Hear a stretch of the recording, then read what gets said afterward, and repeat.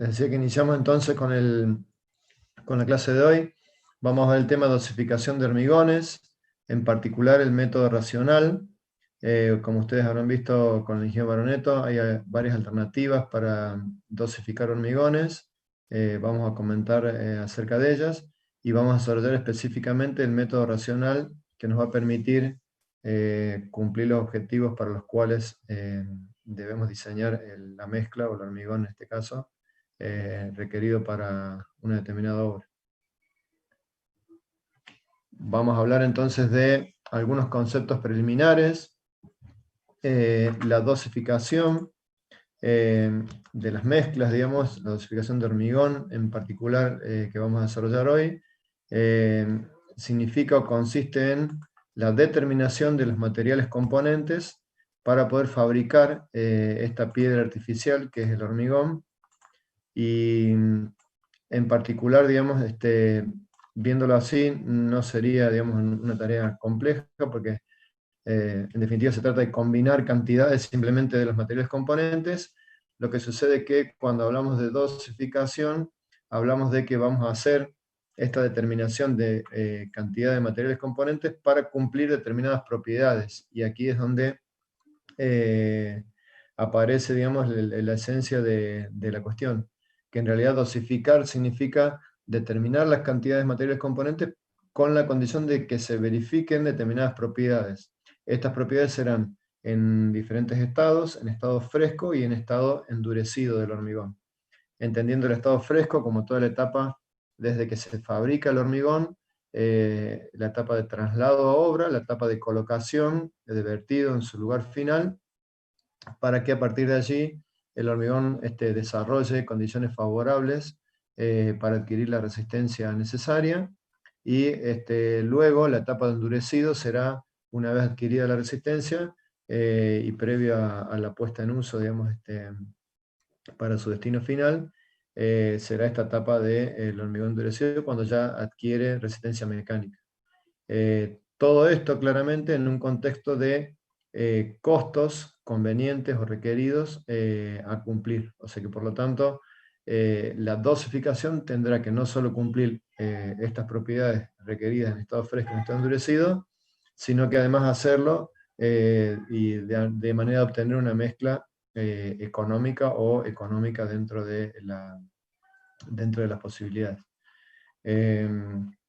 Bien, entonces, disponiendo de los materiales, o sea, el hormigón se compone esencialmente de una matriz una matriz ligante, digamos, que va a interactuar con áridos que vienen a complementar la mezcla, áridos gruesos, áridos finos, como los vinimos estudiando, y el ligante en este caso es el cemento Portland normal, que mezclado con agua desarrolla una reacción que se conoce como hidratación del cemento Portland, que lo convierte finalmente en un elemento ligante y que va a permitir obtener esta piedra artificial, como decimos. Las variables que podemos citar dentro de estas condiciones van a ser, por un lado, la relación de pasta de cemento y agregado en la mezcla, es decir, no podemos variar una sola de estos elementos, una sola de las cantidades de los elementos sin afectar el resto. La relación pasta de cemento y agregado tiene que ver con el desarrollo de las condiciones de resistencia justamente, y de las propiedades también en estado fresco. La relación agua-cemento en la pasta de cemento, como ustedes habrán visto en el desarrollo del tema teórico, hay una cantidad de agua mínima necesaria para que todo el cemento reaccione y que se produzca esta reacción de hidratación. Ese contenido de agua es muy bajo para lo que necesita la mezcla para tener condiciones de trabajabilidad convenientes. Por lo tanto, en general, la cantidad de agua que se agrega es bastante mayor a la que se necesita para que todo el cemento reaccione.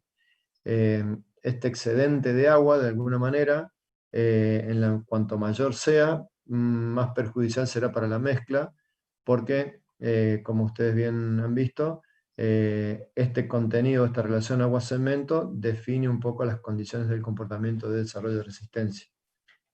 además de otras propiedades luego endurecido, porque toda esa agua que no forma parte de la reacción tiene que salir de la mezcla por evaporación, y al salir va dejando pequeños canalículos, digamos, que en la medida de ser excesivo va a afectar la resistencia de la mezcla, y también porque son vías de ingreso de agua que, en el caso de que el hormigón se encuentre expuesto a condiciones de congelamiento y de hielo, va a ser bastante perjudicial para el mismo. ¿Bien?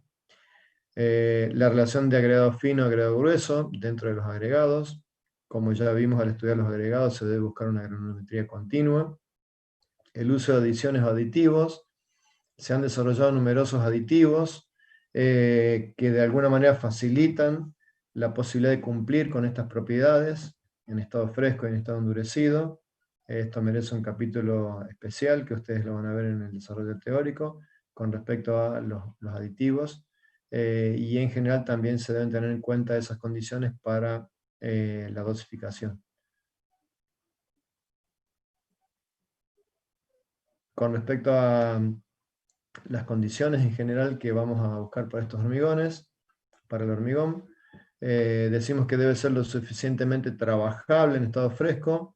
Entendemos la trabajabilidad como la mayor o menor dificultad de poder fabricar el hormigón, es decir, moverlo para poder generar esta mezcla o una homogenización buena de los materiales componentes, transportarlo a la obra, poder colocarlo, compactarlo. Luego, la propiedad de resistencia, que se refiere específicamente a la resistencia mecánica, una vez que esté el hormigón endurecido, y luego de que pudimos fabricarlo convenientemente, colocarlo, permitirle desarrollar la resistencia, lo que necesitamos es que esa resistencia se prolongue o mantenga sus condiciones a lo largo del tiempo. Ese tiempo será durante la vida útil de la obra. Por eso es un tiempo establecido, es decir, las condiciones para las cuales se diseña y se deben garantizar el mantenimiento de estas propiedades será lo que se conoce como el plazo de la vida útil del material. Entonces, como dijimos, los materiales componentes van a ser los agregados pétreos, el cemento, agua, aditivos y eventualmente alguna adición mineral. El método de dosificación racional, en el método se trabaja con las cantidades en peso. Ya van a ver que no hay manera de garantizar todas estas propiedades trabajando en volumen. Si bien hay una alternativa de dosificación en volumen, como ustedes lo han visto con el ingeniero Baroneto, esto se da para obras de escasa importancia, lo que no permite asegurar el cumplimiento de estas propiedades. En este caso, para el método racional, las cantidades se determinan en peso, porque esto permite determinar de manera concreta y correcta, efectiva, la proporción en que participa cada uno de los materiales componentes.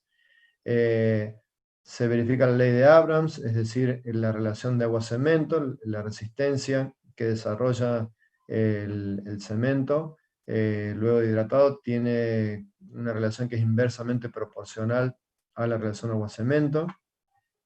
Los agregados se toman, digamos, para la dosificación en una condición ideal. Esta condición es saturado, superficie seca, es decir, con los agregados con sus poros llenos de agua, pero la superficie seca. Hablamos de esta como una condición ideal porque en esta situación el agregado no le quita ni le entrega agua a la mezcla. Como ya vemos, el agua tiene una importancia esencial, digamos, en la determinación de su cantidad. Por lo tanto, un faltante o un exceso va a generar comportamientos distintos del que estamos buscando. Así que la dosificación se realiza en esta condición: saturado, superficie seca, como una condición ideal. Después, ¿qué sucede? Que en la utilización, en realidad, los áridos pocas veces o raramente se van a encontrar en esa condición. Por lo tanto, luego de realizar la dosificación, lo que vamos a hacer es una corrección específica sobre las cantidades, teniendo en cuenta el estado de humedad de los áridos. Vamos a considerar el volumen sólido para los agregados, y se requiere conocer el tamaño máximo del agregado grueso. Como ustedes bien conocen, esto ya es propiedad de los agregados pétreos. Y los requisitos en general, entonces, como bien lo nombramos, serán 3. La trabajabilidad, es decir, la verificación del cumplimiento de las condiciones de colocación, o sea, de fabricación, colocación y traslado en estado fresco. De resistencia, esto es que se alcancen las resistencias requeridas desde el punto de vista de los esfuerzos mecánicos, resistencia a esfuerzo mecánico, una vez que el hormigón está endurecido, y las condiciones de durabilidad, es decir, que se mantengan el cumplimiento de estas propiedades en el tiempo. ¿Bien?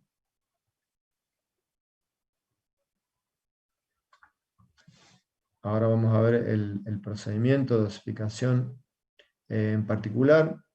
Los datos necesarios para realizar la dosificación tienen que ver con las propiedades de los materiales pétreos, densidades, granulometrías, aspectos que venimos desarrollando en los temas anteriores.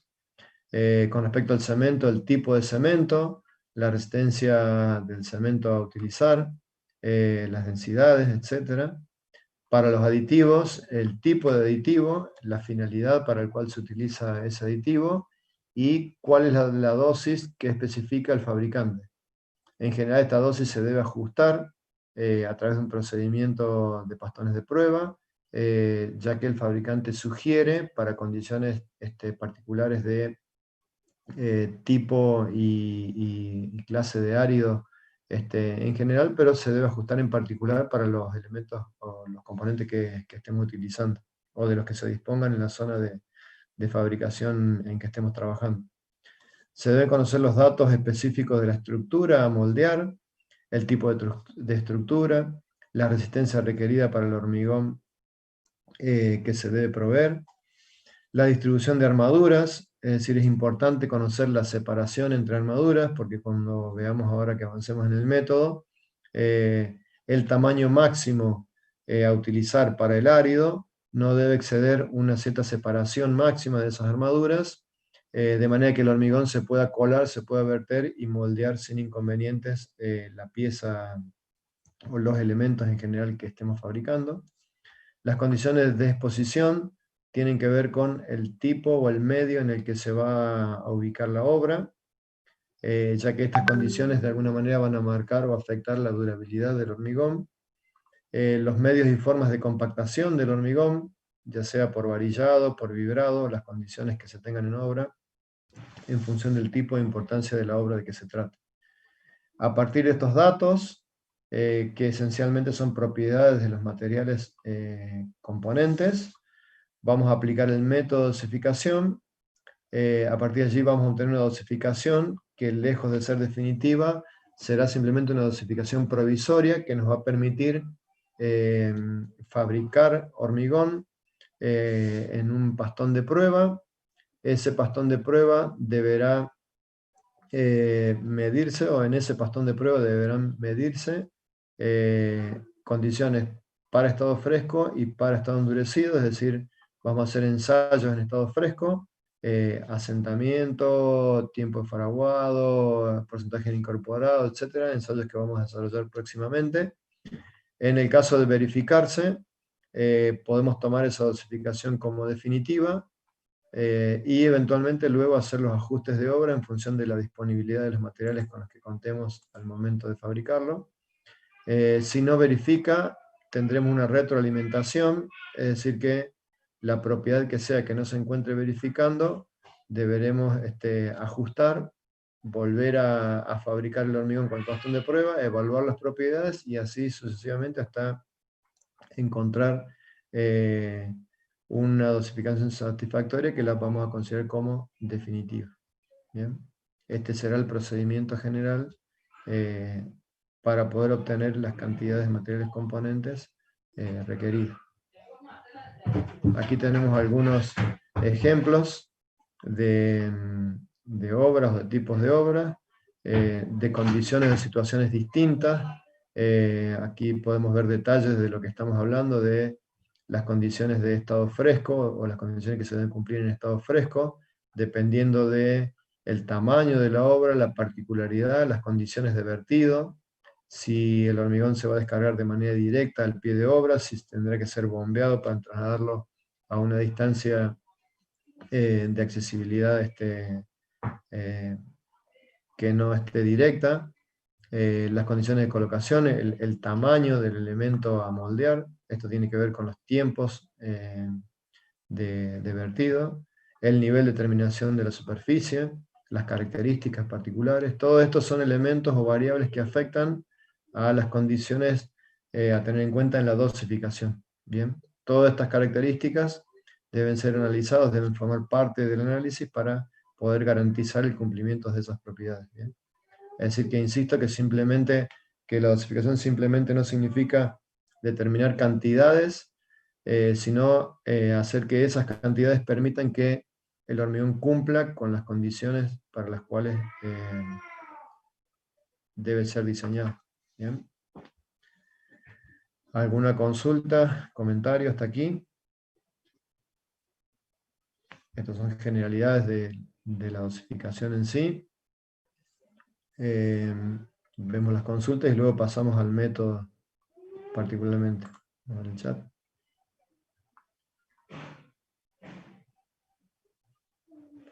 El teórico también fue muy detallado. Bien, perfecto. Esto fue a modo de introducción. Yo sé que ustedes han visto el tema del teórico. Fue como para ir situando, digamos, el desarrollo. Vamos al método particular entonces. Y el método que vamos a desarrollar y que vamos a utilizar, digamos, en el desarrollo de la cátedra es un método simplificado que verifica las condiciones del reglamento CIRSOC 201 del año 2002. Como ustedes saben, la línea reglamentaria CIRSOC, el Centro para Investigación y Reglamento para la Seguridad en las Obras Civiles, a eso corresponde la sigla. 201 en particular se refiere a las construcciones de hormigón armado, y en particular en el capítulo referido al hormigón específicamente, bueno, se detallan las condiciones a cumplir y las características de este método simplificado de diseño de la mezcla. Bien, entonces comprende una serie de pasos, que no son muchos, los paso así rápidamente para que ustedes lo puedan ver. Lo que vamos a hacer son 8 pasos específicamente, y 9 uno finalmente para luego de las correcciones, pero es decir, en una serie de pasos bastante simples, podemos llegar a determinar esta cantidad de material, es decir, podemos concretar la dosificación. El primer paso consiste en estimar la resistencia de diseño de la mezcla, es decir, poder estimar una resistencia mecánica. Esta resistencia se refiere a la resistencia a rotura a compresión. Hablamos de un esfuerzo de compresión cuando sometemos un material a un esfuerzo que tiende a acercar las partículas del material. Hay materiales que son muy buenos resistiendo a compresión. El hormigón, los materiales petros en general tienen un buen comportamiento resistente a compresión. Y en general esta es una propiedad que define de alguna manera varias de las propiedades del hormigón en general, y por eso es un elemento referente a tener en cuenta para las características del material. Por lo tanto, el primer ítem será estimar la resistencia de diseño para la mezcla, y vamos a ver que la resistencia de diseño o el diseño lo vamos a hacer para un valor de resistencia media, ¿sí? Esto tiene que ver con un análisis estadístico, pero ¿qué sucede? Este valor de resistencia media no nos serviría en general para garantizar una resistencia determinada en la obra. Piénsense ustedes, digamos, como ingenieros estructuralistas, que van a hacer el dimensionamiento de los elementos de hormigón teniendo en cuenta una resistencia determinada. Bueno, con el diseño de la mezcla tenemos que asegurar que se cumpla esa resistencia, ¿bien? Entonces, el valor medio no es un buen indicador porque tendremos el 50% de valores que estarán por encima de esa resistencia y el 50% que estarán por debajo. Eso no daría muy buenas condiciones de seguridad para la resistencia. Por lo tanto, se trabajan en general con resistencias especificadas. Antes, en el reglamento anterior, se llamaban resistencias características. Y la resistencia especificada se refiere a establecer un mayor porcentaje 90%, por ejemplo, de porcentaje de indicadores de valores de ensayo que estén por encima de una resistencia determinada. Para lograr esto, digamos, lo que vamos a hacer es sumarle a la resistencia característica o a la especificada un valor adicional en megapascales, de manera que el valor de resistencia media de la mezcla se diseñe para este valor y de alguna manera podemos estar asegurando que si la resistencia media es esa, luego con la dispersión que tenga y en un análisis estadístico permita que la resistencia especificada se verifique. Este valor de resistencia media tiene que ver con la resistencia especificada para el hormigón. Si esta es igual o menor de 20 megapascales, debemos sumar a esta 7 megapascales más para tener resistencia de diseño. Si la resistencia especificada se encuentra entre 20 y 35, debemos sumar 8,5 megapascales. Y para mayor de 35 debemos sumar 10 megapascales. Así que la resistencia especificada está dada por las condiciones de diseño, de cálculo de estructura, y a partir de estas sumaremos estos valores para obtener la resistencia de diseño de la mezcla, o resistencia media. Perdón, profe, no sé si hay algún compañero que quiera entrar.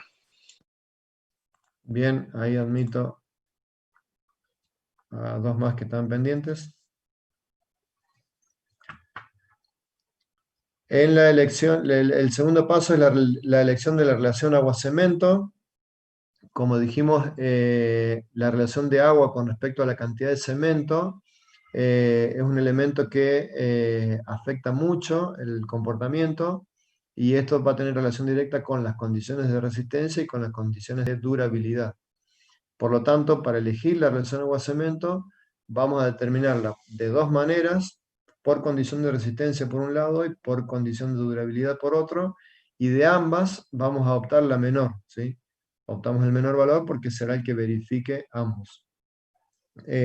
Para obtener la relación agua-cemento, con la resistencia de diseño calculada en el punto 1, venimos a un gráfico, el gráfico 2 en el reglamento, establece la resistencia del hormigón en la edad de 28 días para distintos tipos de cemento, es decir, que en función de la resistencia intrínseca del cemento, CP30, CP40, CP50, elegiremos la curva que corresponda, y luego, a partir de la resistencia del hormigón, que es estándar y especificada para los 28 días, venimos con ese valor, interceptamos la curva que corresponda y viniendo al eje de las abscisas vamos a poder tener la relación agua-cemento requerida. ¿Bien? Ese será un primer valor por condición de resistencia. El segundo valor lo tendremos por condición de durabilidad. Las condiciones de durabilidad se obtendrán de la tabla 2. La relación agua-cemento para las condiciones de durabilidad se obtendrán de la tabla 2. Y esto tiene que ver con diferentes tipos de exposición de la estructura en función del ambiente en el que se encuentre. Estas condiciones van de una condición A1 hasta una condición Q3. Enseguida veremos las tablas que así la definen. Y de acuerdo al tipo de hormigón, si será hormigón simple o hormigón armado, obtendremos las relaciones agua-cemento que como mínimo se deben verificar. ¿Bien? De ambas relaciones agua-cemento, la determinada por condición de resistencia y la determinada por condición de durabilidad, se debe adoptar la menor, ya que esta permitirá que se cumplan ambas condiciones. Bien. A partir de la tabla 3 tendremos el tipo de ambiente o el tipo de exposición en general. Por ejemplo, un ambiente A1 es de tipo no agresivo, no lleva ningún tipo de proceso en general el que afecta al hormigón. Esto se refiere a interiores de edificios donde no se producen condensaciones en general por diferencia de temperatura. Elementos exteriores de edificios que se encuentran revestidos, es decir, que el hormigón no esté directamente expuesto a la condición del medio ambiente. Estructura en ambientes rurales y climas desérticos donde la precipitación sea baja, es decir, que el nivel de humedad general del ambiente sea bajo. Y bueno, acá tienen determinados tipos de elementos de hormigón que puedan tratarse para este tipo de ambientes. Y así sucesivamente, en la tabla 3, 4 y 5 se designan los diferentes ambientes. Ustedes tendrán que verificar en qué condiciones se va a utilizar la estructura y elegir el tipo de ambiente correspondiente para ingresar a la tabla que permite obtener la relación agua-cemento como bien vimos. El otro elemento, en este caso es el punto 3, es elegir el tamaño máximo. Como ustedes saben, el tamaño máximo es aquel que, como vimos, hemos definido en las condiciones de análisis de los áridos. ¿Y por qué deben cumplir estas condiciones? Porque, como vimos, de 1/3 a 1/5 de la menor dimensión de la estructura, ya que si el tamaño máximo supera esta separación, no podrán, podrán verse afectadas, digamos, algunas propiedades del comportamiento estructural. Y por otro lado, deberá ser menor a 3/4 de la separación entre armaduras, ya que si no fuera así, el área no podría traspasar entre las armaduras cuando se trata de hormigón armado, y esto generaría no poder colar o no poder materializar convenientemente la pieza que estamos moldeando. ¿Bien? El tamaño máximo, como dijimos, es el tamiz de menor abertura por el cual pasa el 95% o más de la muestra, ¿bien? En un ensayo de granometría. Entonces, de ambas se debe adoptar la menor, y así cumplirán entonces ambas condiciones, como dijimos. En el cuarto punto, la elección del asentamiento. El asentamiento se refiere a la medida del descenso en la altura de una muestra de hormigón, del cono de Abrams. Lo vamos a ver en la próxima clase, es uno de los ensayos que se realiza en estado fresco. Es decir, se realiza un ensayo y con eso se va a poder medir esto que se denomina asentamiento. El asentamiento es una medida indirecta de la trabajabilidad, es decir, de las condiciones de esta mayor o menor dificultad de poder mover el hormigón para fabricarlo, para transportarlo y para las condiciones de vertido específicamente en el elemento que estamos moldeando. Y bueno, fíjense que los menores asentamientos, es decir, cuando la mezcla se encuentra más bien seca, se dan para condiciones de colocación favorables, es decir, en general, fundaciones o elementos de vertido directo. En el caso de losas para pavimento, en el caso de losas, vigas y muros, ya tendremos que hablar de un asentamiento de entre 8 y 15 centímetros. En los casos anteriores, entre 3 y 10 centímetros. Y cuando las condiciones de colocación sean más complejas, digamos, más fluida debe ser la mezcla para poder permitir el colado o el moldeado. Profe, ¿puede volver un segundo a la otra diapositiva? No sé a cuál se refiere.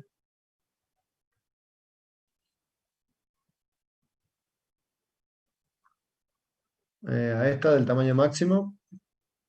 Franco Barbero, no sé cuál es la pregunta.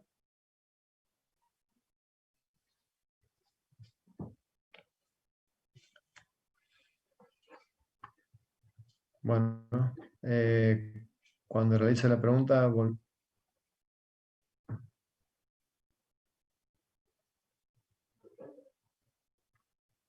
bien, ahí volvimos a la filmina, no sé cuál fue la pregunta o con eso fue suficiente. Ah, quería ver el tamaño máximo, bien. Esto es el tema del tamaño máximo, sí. Entonces, debemos elegir el asentamiento. El asentamiento, como dijimos, es una medida indirecta de la trabajabilidad y, como bien habrán visto en el desarrollo teórico, el agua esencialmente maneja, digamos, la trabajabilidad en el hormigón. Por lo tanto, para que hacerlo trabajable, es decir, para darle fluidez a la mezcla, debemos agregar agua. Como vimos, agregar agua va en detrimento de el comportamiento en cuanto a desarrollo de resistencia, Por lo tanto, esa cantidad tendrá que ser lo más justa posible. Es decir, cuanto más seca la mezcla, obtendremos una mezcla de mejor respuesta en resistencia. Es decir, la menor cantidad de agua que permita verificar las condiciones de trabajabilidad necesarias dará como resultado una mezcla resistente y dentro del rango de economía aceptable. ¿Bien? Las condiciones de compactación también tienen que ver con esto. Para mezclas secas en general se debe vibrar, y para mezclas medianamente fluidas a fluidas se puede varillar o vibrar levemente. ¿Bien? Una vez que tenemos elegido el asentamiento, con el asentamiento y con el tamaño máximo del agregado grueso que hemos determinado, podemos venir a una tabla donde se puede determinar, a partir de estas dos variables, la cantidad de agua. Es decir, tenemos en la columna de la izquierda el rango de variación del asentamiento, y en la parte superior el agua, el tamaño máximo, perdón, del agregado grueso, y uniendo, digamos, fila y columna, obtendremos la cantidad de agua necesaria para la mezcla. Por ejemplo, un árido con tamaño máximo 20 milímetros, con un asentamiento requerido de 8 a 10 centímetros, necesitará 200 litros o 200 kilos por metro cúbico de hormigón a fabricar. Bien.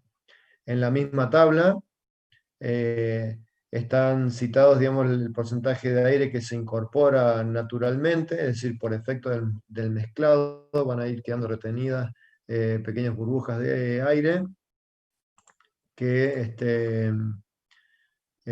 formarán parte de un volumen determinado. Esa cantidad de aire naturalmente incorporado está dada también aquí en la tabla en función de estas variables.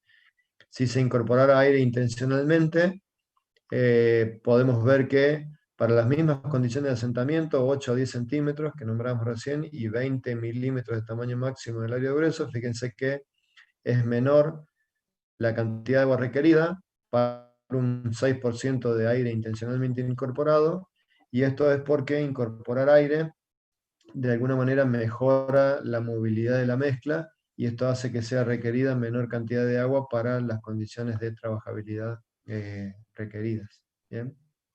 Una vez determinada la cantidad de agua, se puede calcular la cantidad de cemento, ya que conocemos la cantidad de agua en kilogramos y habíamos determinado la relación agua-cemento para la mezcla. Por lo tanto, se puede determinar el valor C, o sea, la cantidad de cemento, en pesos, como dijimos. Luego de que tenemos la cantidad de cemento, podemos determinar la cantidad de árido grueso. La cantidad de árido grueso se determina en función del tamaño máximo del árido grueso y del módulo de finura del agregado fino.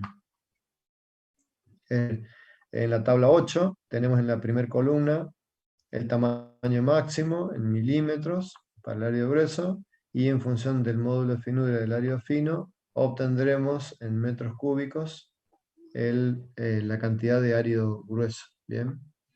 Fíjense que el módulo de finura está dado para valores pares. Si hubiera algún valor intermedio, se deben interpolar entre los valores inmediatos, inferior y superior.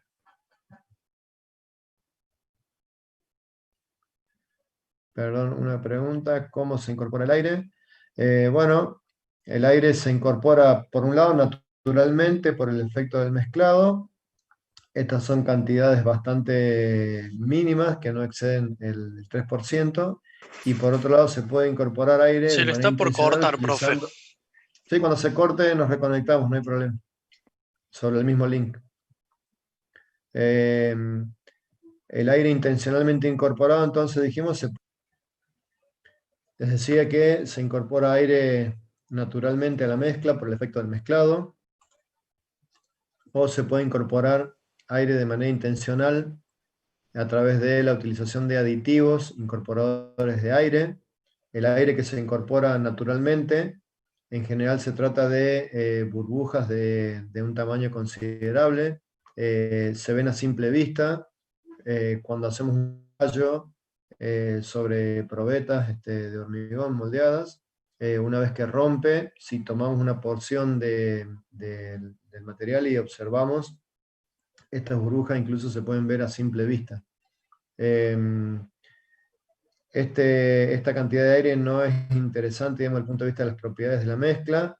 Sí interesa incorporar aire de manera intencional. Cuando se incorpora de manera intencional el aire, las burbujas o el tamaño no es visible a simple vista, sino que se trata de burbujas de un tamaño muy diminuto y de mucho mayor porcentaje. Y estas tienen propiedades, digamos, de impermeabilidad para la mezcla y también generan espacios o vasos de expansión ante la posibilidad de que ingrese agua, digamos, a la mezcla y en hormigones expuestos a ambientes de congelamiento y deshielo. Esto permite dar un espacio, digamos, a través de los capilares para que el agua, al congelarse, que expande, no rompa, no dañe el hormigón. Entonces, es un recurso muy utilizado y se resuelve incorporando aire a través del aditivo. Como dijimos, cualquiera sea el aditivo que modifique alguna de las propiedades de la mezcla, debe seguirse las indicaciones del fabricante en cuanto a su proporcionalidad, incorporarlo en la dosificación y luego verificar estas condiciones a través del pastón de prueba. Seguimos entonces, una vez que hemos determinado la cantidad de cemento, la cantidad de árido grueso.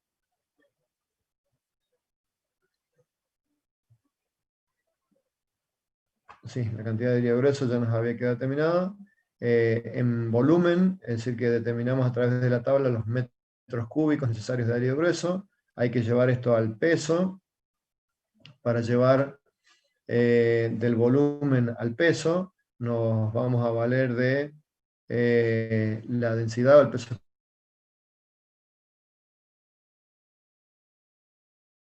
Nos dará la cantidad en kilogramos de árido grueso necesaria.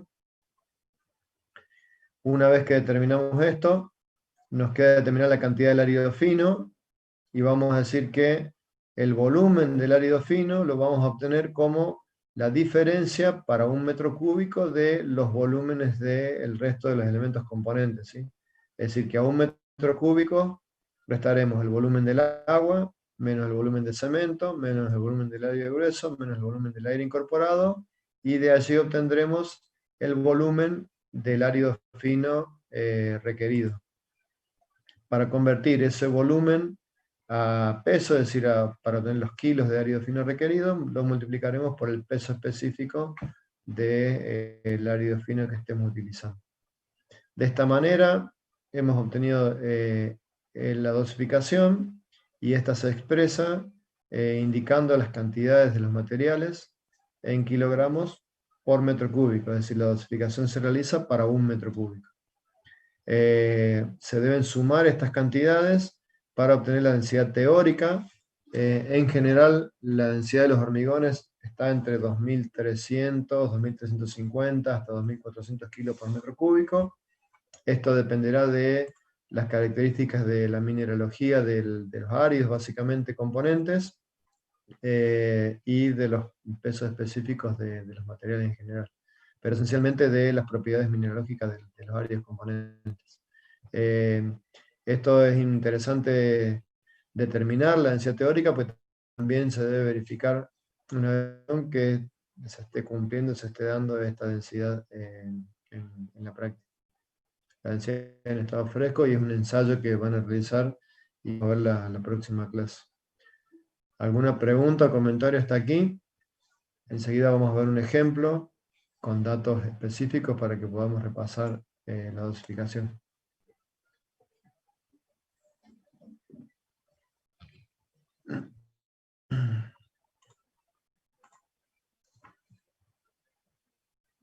Volvemos al paso 8. ¿Sí? Estamos en el paso 8. ¿Alguna pregunta? Joaquín Ruiz, ¿y de volver al paso 8? El paso 8 es la determinación del volumen del árido fino. Lo hacemos restando a 1 metro cúbico el volumen del resto de los restantes elementos ya determinados, ¿sí? Bien. Como dijimos, cada material aporta su volumen sólido, por lo tanto, cada volumen que hemos determinado, o la sumatoria de todos los volúmenes participantes, deberá dar el metro cúbico que para el cual estamos dosificando. Bien, entonces vamos a ver un ejemplo. Se trata o se requiere dosificar un hormigón para construir columnas no revestidas, es decir, que el hormigón va a quedar expuesto, para una nave industrial ubicada en un área rural, cuya precipitación media anual es de 850 milímetros. Este dato es un dato meteorológico que caracteriza las condiciones del ambiente en el que va situada la estructura. La resistencia especificada de rotura con presión a los 28 días es de 270 kilos por centímetro cuadrado. Esto es 27 megapascales.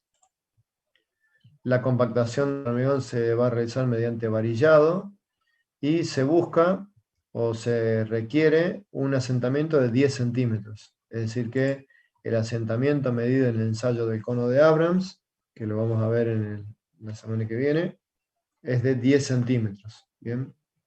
Se dispone para fabricar este hormigón materiales en la zona de construcción de la nave, una arena silicia, cuyo módulo de finura es 2,6, tiene un peso específico de 2,5 kilos por decímetro cúbico, una piedra partida, es decir, agregado grueso de tamaño máximo 3/4, es decir, 20 milímetros, y un peso específico de 2,75 kilos por decímetro cúbico. Vamos a trabajar con un cemento Portland normal, CP40, de peso específico 3,15 kilos por decímetro cúbico, y no se va a incorporar aire a la mezcla de manera intencional, sino que consideraremos solamente el aire naturalmente incorporado.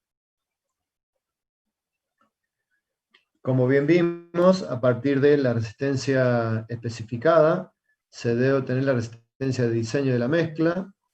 La resistencia especificada es la que garantiza que el mayor porcentaje de resistencia es evaluada a través de un ensayo en probetas cilíndricas, un ensayo con presión. El mayor porcentaje va a superar este valor.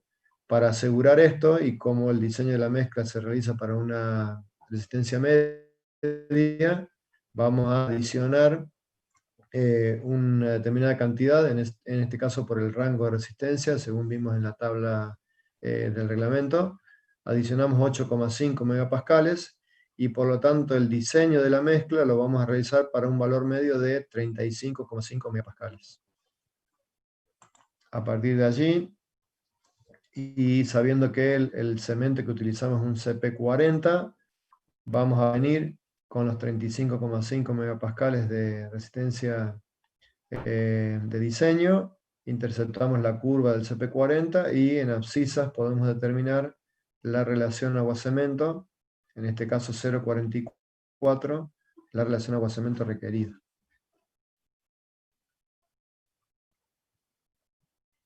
También debemos determinar la relación agua-cemento en función de las condiciones de durabilidad. Para ello debemos valorar primero las condiciones de exposición, ya que en las diversas tablas, en función de las condiciones de exposición, podemos determinar las características del ambiente y con ello determinar la relación agua-cemento requerida. En este caso, por tratarse de elemento estructural en contacto directo con el ambiente, decíamos que las columnas eran no revestidas y expuesto a un régimen de lluvia o de precipitación anual de 850 milímetros, la estructura estaría clasificada como A2. En esta tabla, la relación agua-cemento máxima para el cumplimiento de las condiciones de durabilidad será de 0,50.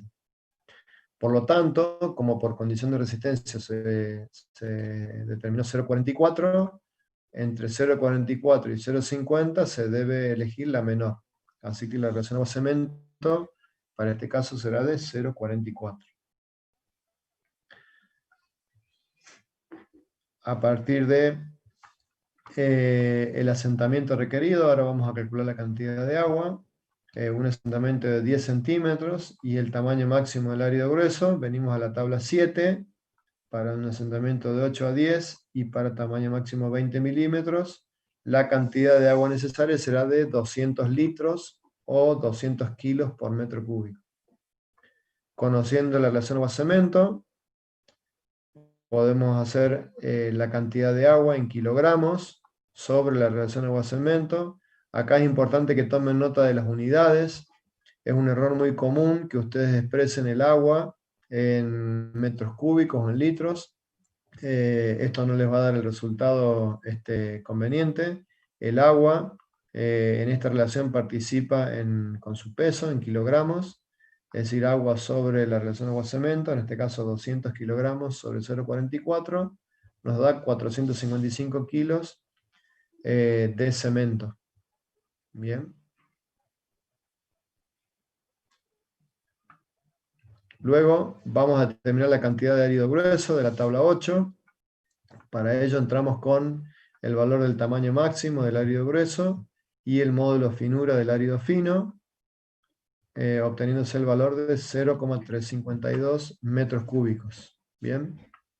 Teniendo el valor del volumen del árido grueso y haciendo volumen por peso específico, nos permite determinar cuántos kilogramos de árido grueso se requieren para fabricar este hormigón. Hacemos la cuenta. Y para calcular la cantidad de árido fino, dijimos que lo vamos a hacer restando a 1 metro cúbico los volúmenes del resto de los materiales participantes. En este caso el volumen del agua, el volumen del cemento, el volumen del árido grueso y el volumen de aire incorporado. De la tabla donde obtuvimos la cantidad de agua, de la tabla 7, también obtenemos el porcentaje de aire naturalmente incorporado, en este caso el 1%, que es el que tenemos aquí detallado, el 2%. El volumen del árido grueso lo habíamos obtenido directamente de tabla. Y para obtener el volumen de cemento, como conocíamos el peso del cemento, dividiendo el peso sobre la densidad, tenemos el volumen del cemento. ¿De dónde tenemos el peso específico? El peso específico lo dio al principio, sí, el peso específico es parte de los datos, ¿sí? Se deben conocer, estoy volviendo, cuando establecemos el material con el que contamos para trabajar. Ese material debe estar clasificado, se clasifica a través de sus propiedades. En este caso, el agregado grueso es una piedra partida de tamaño máximo 20 milímetros y de peso específico 2,75 kilos por decímetro cúbico, ¿sí? Estos son datos que se obtienen del análisis de los agregados. Estos análisis son los ensayos físicos que realizamos en la etapa anterior. ¿Bien? Volvemos entonces.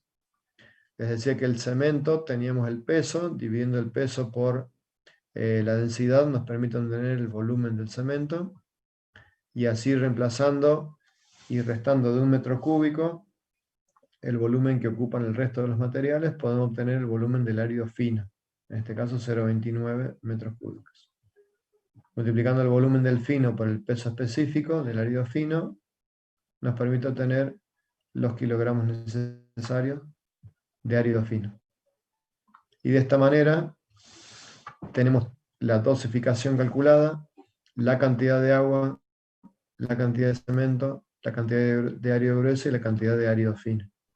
Sumando cada uno de ellos, obtenemos la densidad teórica del hormigón dosificado. ¿Bien?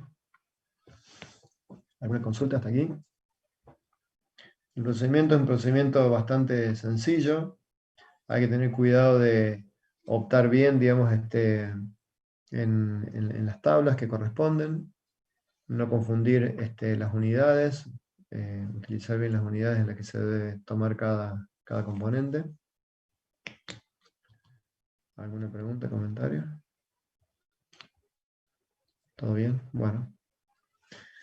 Entonces, como dijimos, obtenemos el resultado de la dosificación calculada ¿Y qué particularidad tiene esto? Que para este resultado, los áridos, el árido grueso y el árido fino, se encuentran por definición, digamos, del método, en condición saturado superficie seca. Esta condición ideal en la cual el árido ni le quita ni le entrega agua a la mezcla, porque tiene sus poros llenos de agua y la superficie está seca. ¿Qué sucede? Que cuando vayamos a fabricar el hormigón, por las condiciones de acopio en que generalmente se tienen los áridos, grandes volúmenes, en espacios abiertos, depende mucho de la situación del clima en la época en que estemos fabricando, ¿sí? Si estamos en época de primavera-verano, digamos, donde ya tenemos lluvia abundante, en general los áridos van a estar húmedos, con humedad superficial. Si estamos en épocas de no lluvia, digamos, pueden estar eventualmente con humedad parcial o secos. Entonces, cuando el árido va a formar parte de la mezcla, ¿qué sucede? Si no atendemos esta condición de humedad, vamos a distorsionar esta dosificación calculada. ¿Por qué? Bueno, porque si el árido tiene humedad superficial, lo que vamos a hacer cuando coloquemos este peso de ese árido, vamos a estar colocando una parte que va a ser el árido propiamente dicho, pero una parte de eso va a ser agua que se encuentra en la superficie de cada una de las partículas. Esa cantidad de agua va a distorsionar la cantidad de agua que acabamos de determinar en condición saturada superficie seca. Por lo tanto, esta situación se debe corregir. Asimismo, si el árido se encuentra seco, cuando incorporemos esta cantidad de si incorporamos esta cantidad de árido, pero en estado seco, lo que va a suceder es que cuando el árido se incorpora a la mezcla, va a tomar parte del agua que era para el mezclado o para dar la trabajabilidad a la mezcla, va a tomar para llenar primero sus poros, y una vez que sus poros estén llenos de agua, recién va a participar de la mezcla en esa condición. Entonces vamos a ver distorsionada la cantidad de agua, que va a hacer seguramente que la mezcla no tenga las condiciones de trabajabilidad requeridas, sino que más bien tienda a una consistencia de la que habremos previsto. Por lo tanto, esta dosificación sí o sí ajustar en función del estado de humedad de los áridos. Para ajustar esa situación, tomemos por ejemplo, vamos a suponer que el agregado grueso tiene una absorción del 0,5%. La absorción indica la capacidad que tiene el material de incorporar agua. Ustedes ya saben cómo determinarla. Y una humedad total del 1,2%. ¿Qué significa esto? Tener en cuenta que la absorción es una propiedad intrínseca del material, no se refiere a un estado de humedad, simplemente dice cuánta capacidad tiene el árido de absorber agua si estuviera expuesto al humedecimiento. Por lo tanto, la absorción no es una situación que se debe corregir, sino que es un dato que se debe tener en cuenta en función del estado en que se encuentre el árido, ¿sí? Sí, este es un dato, la humedad total. La humedad total acá es el 1,2%. Por lo tanto, para el caso del árido grueso, para obtener la humedad superficial, ¿cuánto sería? La humedad total menos la absorción, es decir, menos lo que absorbió el árido, nos dará la humedad superficial. En este caso, 1,2 menos 0,5 significa que el árido grueso se encuentra húmedo con humedad superficial del 0,7%. Para el árido fino, la humedad superficial es de... Entonces, si vamos a corregir esta dosificación, tengamos en cuenta por definición la humedad superficial es el peso húmedo menos el peso saturado de superficie seca. Este numerador nos da el agua en exceso, eso referido al peso en condición saturada de superficie seca por 100. Como les decía, la humedad total es la humedad superficial más la absorción. Y este exceso de agua, si hacemos un traspaso de términos aquí, lo podemos obtener como la humedad superficial por el peso saturado de superficie seca sobre 100. Hacemos la cuenta y reemplazamos para los datos del problema y nos da que el árido grueso tiene un exceso de agua de 7 kilos. ¿Sí? ¿Qué debemos hacer con esos 7 kilos? Cuando se trata de agua excedente, lo que debemos hacer es sumarlo a la cantidad de árido determinada. ¿Por qué? Y porque cuando incorporemos esta cantidad de árido, ¿sí?, una parte de él va a ser agua, ¿sí? Por lo tanto, tenemos que incorporar un poco más de ese árido en esa condición. ¿Por qué? Porque una parte de eso será agua. Esa misma cantidad debemos restarla al agua que íbamos a agregar. ¿Por qué? Porque se va a agregar como parte del agregado, estará en la superficie del agregado. Entonces, el procedimiento es, una vez terminado el exceso de agua, se debe sumar a la cantidad de árido y automáticamente restar de la cantidad de agua requerida. ¿Bien? Entonces, una manera de verificar la cuenta es que la densidad teórica, que esa cantidad que se suma al árido se debe restar del agua, de manera de ser invariante la densidad. Para el árido fino, la humedad superficial es del 2%, por lo tanto podemos calcular cuánto es el excedente de agua. Esa cantidad de agua se debe sumar a la cantidad de árido y se debe restar a la cantidad de agua. Si hacemos la cuenta, tenemos la dosificación corregida para las condiciones de humedad que presentan los áridos al momento de utilizarlos. Si se fijan, la densidad no debe variar. ¿Bien? Esta dosificación se corrige, pueden ser los mismos áridos que vamos a utilizar, el mismo cemento. Lo que sucede es que depende de la época en que lo vayamos a utilizar. Esta misma dosificación teórica se debe ajustar en función de estas condiciones de humedad, como lo estamos detallando. ¿Alguna pregunta, comentario hasta aquí?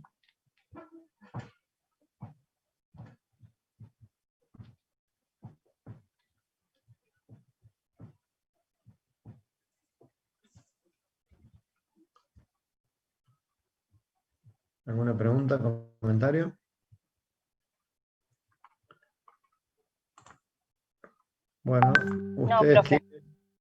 Bueno, ustedes tienen un trabajo práctico que ya fue subido, donde se detalla un poco todo esto que hemos estado hablando. Tiene varios elementos más, digamos, que tienen referencia a la temática, que yo se lo estoy compartiendo en este momento. Y hay algún ejemplo también desarrollado, los que le quería mostrar en el ejemplo. Aquí tienen los gráficos y las columnas de las que hemos hablado. Y en este ejemplo también tienen una alternativa más con respecto a si la condición del árido es diferente y en lugar de tener humedad superficial, si el árido se encuentra seco. En el caso de que el árido se encuentre seco, lo que se debe utilizar es la fórmula de la absorción. La absorción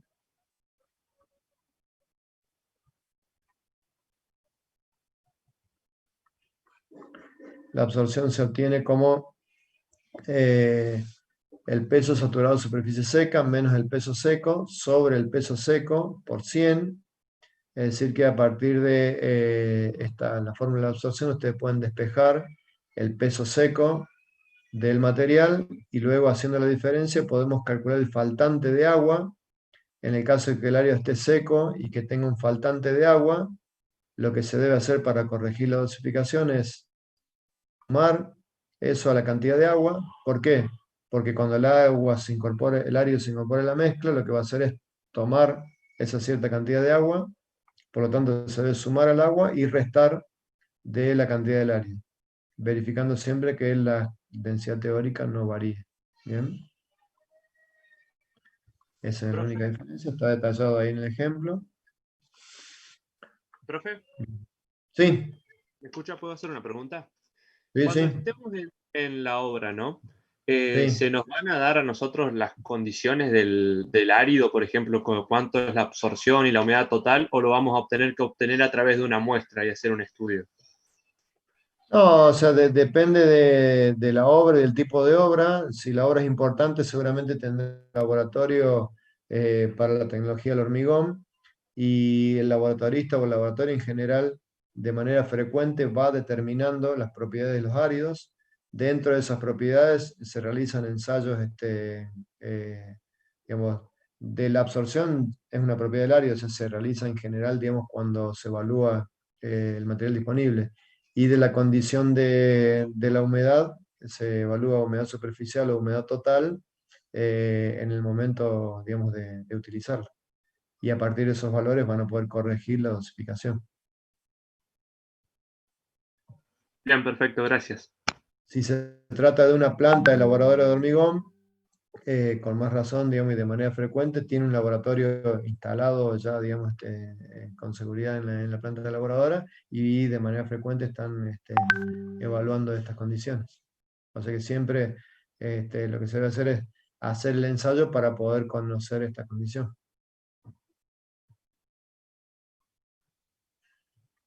¿Alguna otra pregunta?